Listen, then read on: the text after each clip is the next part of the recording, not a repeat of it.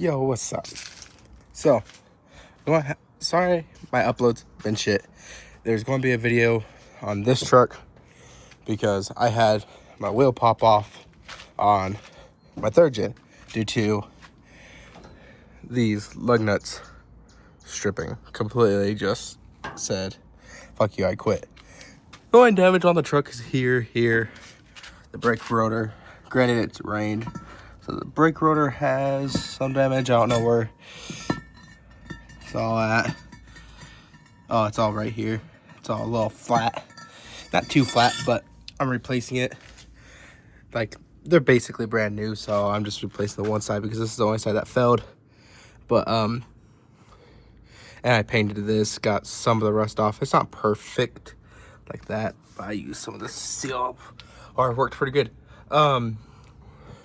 But there will be a video coming up soon of me putting new parking brake shoes, new brake rotor, and new wheel studs, and me doing it all on the other side because I didn't have it on the other side, but I want to be safe. All I'm waiting for is a new spline key because this one broke as I was trying to take the other wheel off. So, but enough of that. Enough of me blabbering. So, my 1983 Chevy K20, aka Marshall. Ugh.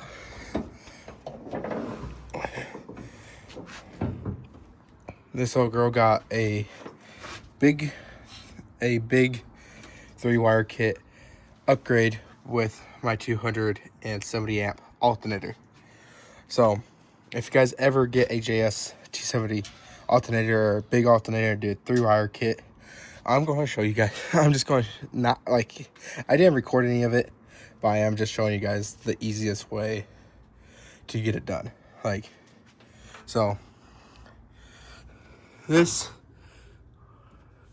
big old positive cable, like, granted, it's long.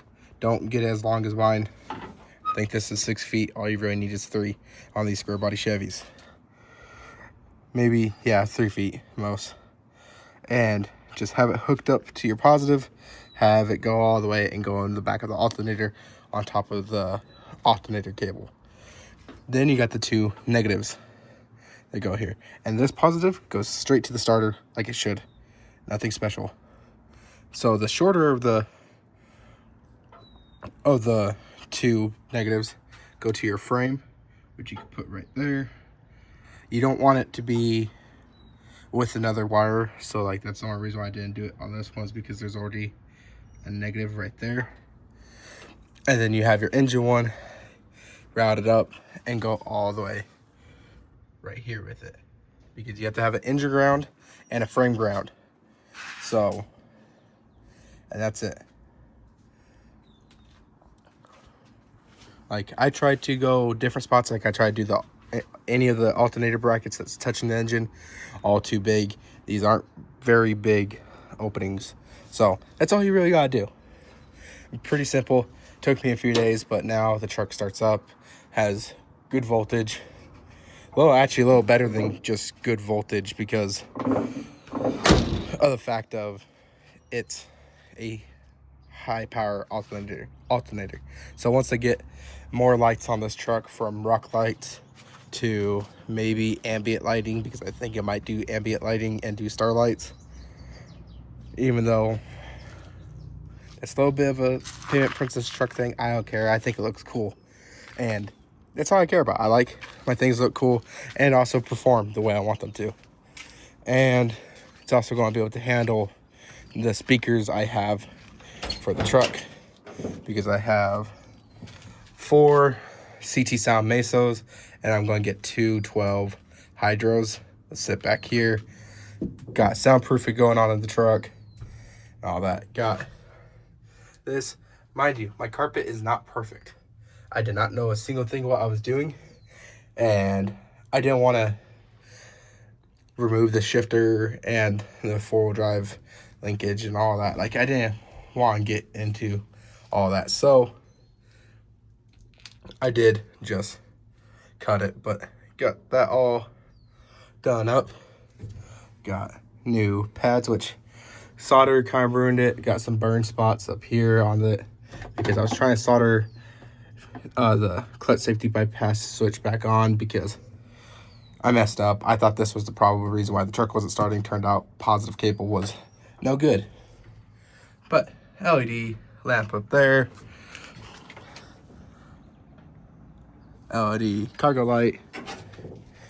And the best part I got, because I haven't showed you guys this truck in a while, got sequential tail lights. Reverse light don't work still. I know it's not a light problem. I know it's a something in it that's not telling the transmission to move back. Need to get a new badge on this side too because it broke off. Side marker lights, and then this light and this light, which I have sequentials up front. I just have to wire it all in. But truck is slowly coming together. Just a lot of money that I was not prepared for, but it is what it is. Like, I've just, this is my second big project this year. Also, I did do cheap weather stripping. I'm trying to think of what it's called, weather stripping, which if you guys want this, I'll put a link in the bio just in case if you guys need some cheap weather stripping that works where you don't have to slam your door. This door I do have to slam still just because I have the door isn't aligned properly. There's some wiggle room. But the other side, if I go to the other side,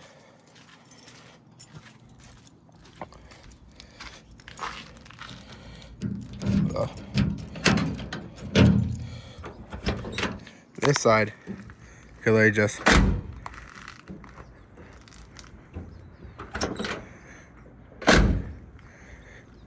granted, do I know how it's going to sound doing 75? No, I do not. It might be a little noisy, but I do need to get some WD-40 in these doors. But that's the reason why I'm also sound deadening everything. I'm sound deadening the roof, which is the reason why the rifle rack isn't up here no more. I'm going to be sound deadening probably these sides. Whenever I get the headliner kit, I'll be sound deadening behind the dash. The floor is already sound detonated. And then shut up! And then these doors will be sound detonated once I have the stuff for the doors and all that. So, like, it's nice not be able to slam doors. It's like my Ford door. You just give it a nice little shut and it shuts right. I like it. Makes me happy. So that's really about it. That's all I wanted to share today. So there will be a video coming up with the Dodge very soon. And yeah, that's about it. Well, I hope you guys have a lovely day. Stay blessed and I already said have a wonderful day. But yeah, stay blessed. Have a good day. Bye-bye.